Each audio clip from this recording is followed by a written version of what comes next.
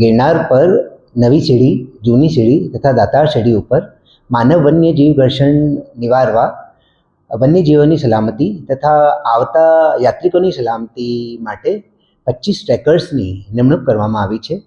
એ જો ટ્રેકર્સ છે આની શાસન ડિવિઝન ખાતે એક અઠવાડિયાની તાલીમનું પણ આયોજન થઈ ગયું હતું.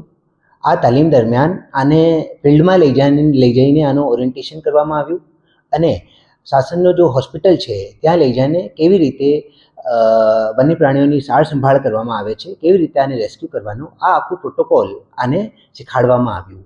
અને એ જો ટ્રેકર્સ છે એ 25 ટ્રેકર્સ આજ સાંજેથી ગિરનારની નવી, જૂની તથા દાતાર સીડી ઉપર પોતાનો ફરજ બજાવશે. આ જો ટ્રેકર ટીમ છે આના માટે અમે જાહેરાત કરી હતી અને આના પછી જો યોગ્ય ઉમેદવાર હતા આના ઇન્ટરવ્યૂ કોલ કરવામાં આવ્યા હતા અને આના પછી આ 25 ટ્રેકર્સની નિમણૂક કરવામાં આવી હતી અને આને તાલીમ માટે શાસન ખાતે મોકલવામાં આવ્યો હતો.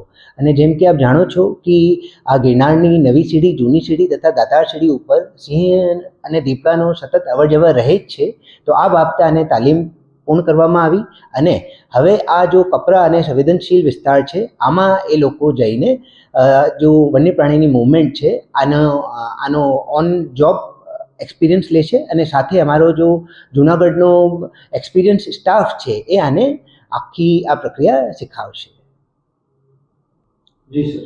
હું આવતા તમામ પ્રવાસીઓથી આ અપીલ કરવા ઈચ્છું છું કે જ્યારે સીડી ઉપર એ જાય તો અને વન્ય પ્રાણી આને દેખાય તો વન વિભાગ અને આ ટ્રેકર ટીમને તુરંત જાણ કરે, આના નજીક ના જાય તથા ફક્ત પોતાનો માર્ગ સીડી રાખીએ, આજુબાજુના વન વિસ્તારમાં ના જાય, અહીંયા વન્ય પ્રાણીઓનો વસવાટ હોય છે.